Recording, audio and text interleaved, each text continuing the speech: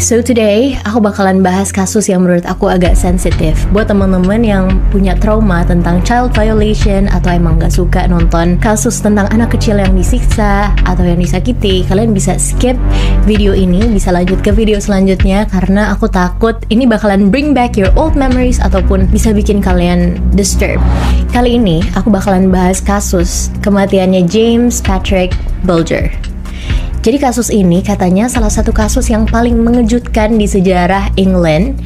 Dan aku gak heran sih, soalnya kasusnya bener-bener seserem itu. James lahir di tahun 1990 di tanggal 16 Maret. James ini lahir di daerah Kirkby, Merseyside di England dari orang tua yang bernama Dennis Bulger yang sekarang udah menjadi Dennis Burgess, dan ayah kandungnya James yang bernama Ralph Stephen Bulger. James juga adalah anak yang benar-benar ceria, dia bukan anak yang rewel, dia suka banget bikin orang tuanya ketawa. Tapi sayangnya, James kehilangan nyawanya di usia yang sangat muda, bahkan 1 bulan sebelum ulang tahunnya yang ketiga. It is so sad, karena kematiannya James ini benar-benar tragis. Sampai orang-orang bilang kasus ini kasus yang paling mengejutkan di sejarah Inggris. Oh ya? Ya. Dan aku gak heran karena emang sekeji itu pembunuhnya ngebunuh James. Emang siapa pembunuhnya? I'm gonna tell you later, so let's get into it. Jadi semuanya dimulai dari James yang menemani ibunya, Dennis, untuk berbelanja di Strand Shopping Center. Jadi Strand Shopping Center ini itu kayak mall di daerah England, lebih tepatnya di daerah Bootle, Liverpool. Jadi in that fine day, James dengan senang hati menemani ibunya pergi ke shopping center. Ibunya emang sengaja waktu itu ngelepasin tangannya James karena dia mau ngebayar belanjaannya. Baru berselang beberapa menit nih, pas dia lihat lagi ke arah James was gone. Akhirnya, habis Dennis mencari James di dalam store itu dan gak menemukan anaknya, dia tuh langsung keluar. Dia langsung pergi kemana-mana untuk nyari James. Dan disinilah mimpi buruknya Dennis dimulai. Dennis memutuskan untuk cari anaknya sendiri. Dia sampai mendeskripsikan kepada orang-orang anaknya ini menggunakan pakaian yang seperti apa. He was wearing a blue anorak with a hood and a mustard-colored lining, silver-colored tracksuit bottoms, and white trainers. Akhirnya setelah James gak ditemukan, jam 5.30 sore, Strand ditutup dan polisi melakukan pencarian besar-besaran di daerah Bootle untuk mencari James dengan kasus anak hilang.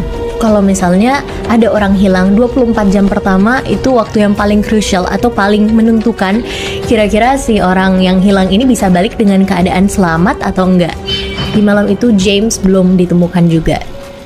Tapi pihak kepolisian dan juga security Strand tetap mencoba untuk mengakses CCTV di waktu si James hilang. Disinilah petunjuk pertama mereka temukan. Ada fakta yang bikin polisi kaget. You know what? What? Ternyata James keluar dari sana nggak sendirian. Sama siapa? Dia digandeng sama 2 orang remaja yang dari video CCTV itu terlihat seperti anak berumur 13-16 tahun. James sepertinya dibujuk untuk ikut sama 2 orang remaja ini. Setelah keluar dari Strand, mereka juga mengajak James untuk pergi ke arah saluran air yang berada di Leeds, Liverpool. Habis melihat rekaman ini, polisi juga menyebarkan rekamannya kepada media dengan harapan kalau misalnya ada yang tahu sama 2 orang remaja di video ini, mereka bisa melaporkan kepada polisi untuk membantu mencari James. Sebenarnya orang tuanya James tuh sempat lega karena ngelihat oh anaknya nggak sendiri.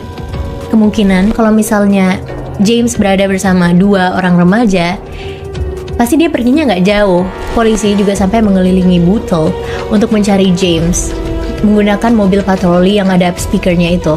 Tapi harapan happy ending itu hilang seketika pas tiba-tiba ada anak kecil yang melaporkan kepada polisi kalau dia melihat ada mayat anak kecil yang tergeletak di rel kereta yang jaraknya hanya 130 meter dari kantor polisi. Mayat yang ditemukan anak kecil ini kondisinya udah terus bener-bener hancur banget. Dan pas polisi nyampe di sana, polisi memastikan ulang kira-kira siapa mayat ini. Dan bener aja, mayat yang ditemukan anak kecil tadi adalah mayatnya James. Polisi mengumumkan tentang penemuan jasad yang ada di rel kereta ini kepada orang-orang dan juga kepada orang tuanya James. Dan satu negara shock sama apa yang ditemukan polisi. Dan polisi yakin, pasti James ini bukan mencelakakan dirinya sendiri. Ada nih orang yang ngebunuh James. Soalnya, di mata kirinya James itu ada cat semprot warna biru. Terus kepalanya itu retak karena dipukul pakai sesuatu. Apalagi ditambah sama barang-barang bukti yang ditemukan polisi di sekitar tempat kejadian. Dari batu bata, terus cat semprot yang kemungkinan dijadikan untuk alat menyemprot mata kirinya James. Iya. Pencarian James Patrick Bulger akhirnya berakhir dengan kasus pembunuhan yang harus segera dipecahkan oleh pihak kepolisian. Dan pencarian pun dimulai.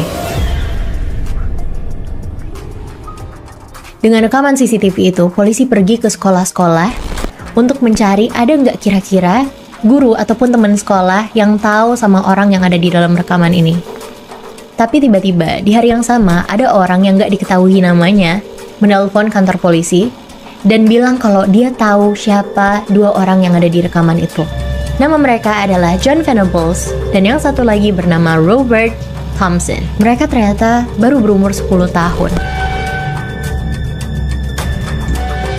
Walaupun ragu mereka adalah pelakunya, polisi tetap harus menginterogasi John dan juga Robert. Akhirnya dilakukanlah proses interogasi pertama. Jadi di pertemuan pertama ini, mereka benar-benar gak mau ngakuin perbuatannya. Setiap kali ditanya, John hanya bilang, we never, kita nggak pernah. Tapi anehnya, dia sambil nangis, sambil panik, kelihatan banget kalau dia tuh lagi ngumpetin sesuatu. Akhirnya di sini polisi mulai curiga sama mereka berdua, karena ngelihat gelagat John yang tiba-tiba jadi panik, histeris, bahkan sampai meluk polisi. Di sisi lain, pas polisi mencoba untuk interogasi Robert itu jauh berbeda reaksinya dari John. John itu benar-benar kelihatan kalau dia panik dan merasa guilty atas perbuatannya. Tapi kalau Robert, dia terus-terusan jawab dengan santainya kalau John yang salah. Akhirnya, setelah beberapa hari dan berkali-kali ditanyakan pertanyaan yang sama, John mengakui perbuatannya. Dia bilang, iya, aku yang membunuhnya. Bagaimana dengan ibunya? Bolehkah engkau menyampaikan permintaan maafku kepadanya?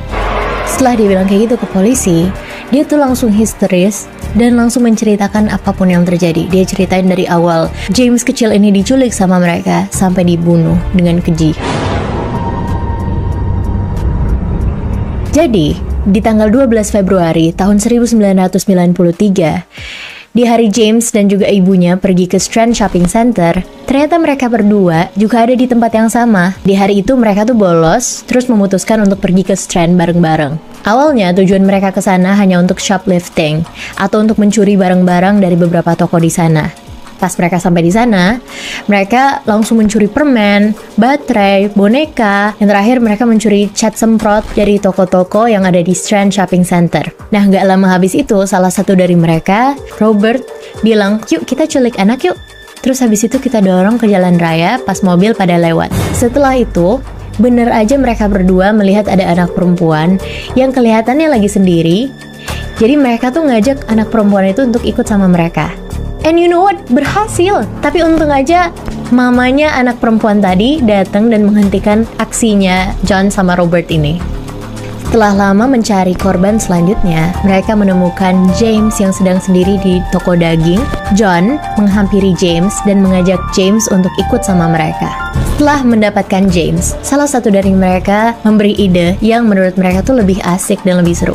Gimana kalau kita dorong aja dia ke air? Makanya mereka tuh pergi ke arah saluran air yang ada di Leeds. Jadi sesampainya di saluran air itu, James mau didorong sama kedua anak ini, makanya disuruh nunduk. Nunduk yuk kita lihat airnya gitu. Tapi James gak mau. Akhirnya, karena James gak mau ngikutin perintahnya mereka, Robert mengangkat James, terus dibanting sama dia ke tanah sampai kepalanya James itu luka dan berdarah. Walaupun James sudah berdarah-darah, mereka nggak kasihan sama sekali ngelihat keadaannya James. Mereka justru mengajak James ke tempat yang lebih jauh. Mereka pergi ke rel kereta yang jaraknya jauh banget dari Strand. Mereka mengajak James untuk jalan ke arah Walton. Jadi sesampainya di rel kereta itu, awalnya James ini dipukulin dulu sama mereka. Setelah dipukul berulang kali, James nggak juga tumbang. Akhirnya mereka ngeliat di sana ada batu bata. John sama Robert berdua mukulin James pakai batu bata tersebut. Kepalanya James udah bener-bener luka parah. Bahkan sampai katanya kepalanya James ini mereka ngelihat James ini masih bisa bangun. Jadi mereka ngambil besi yang beratnya itu 10 kilo, diangkat sama mereka, terus dipukul ke arah kepalanya James. Dan di tempat itu juga James kehilangan nyawanya. Mungkin ya kalau misalnya orang yang punya hati ya ngelihat, mati loh dia, duh gimana nih, takut kan? Mereka tuh bukan mikir kayak gitu, mereka nggak takut. Jadi mereka angkat tubuh kecilnya James, ditaruh di atas rel kereta. Kereta pun lewat, melindas tubuh kecilnya James Bulger. Jadi setelah itu, mereka kabur dari tempat itu dan act like nothing happened. Mereka keesokan harinya bahkan tetap masuk sekolah. Dengan kesaksiannya John sama Robert diberikan hukuman selama 8 tahun penjara. And you know what? Apa yang buat aku tuh jauh lebih kesel? Kenapa? Ternyata John sama si Robert ini dikasih sel yang di sana tuh mereka bisa main game, mereka bisa dekorasi di penjaranya mereka itu, di selnya mereka. Beberapa kali bahkan mereka tuh boleh keluar, jalan-jalan di taman, dan bahkan beli McDonald's sebelum masuk ke sel. The killer of 2-year-old James Bulger said tonight they've made an arrest in connection with his abduction and his murder.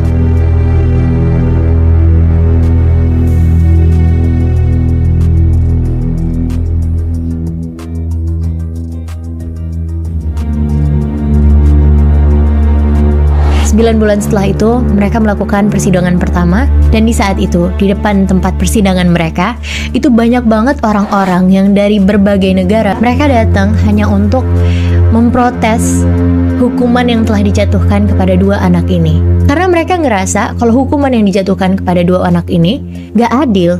Mereka sampai teriak, nyawa dibayar nyawa. Kita harus sadar kalau di mana-mana pasti ada orang yang berniat jahat, jadi harus selalu berhati-hati. I guess I'll see you guys on the next video. Kalian bisa komen next kita harus bahas kasus apa lagi. See you guys in the next one.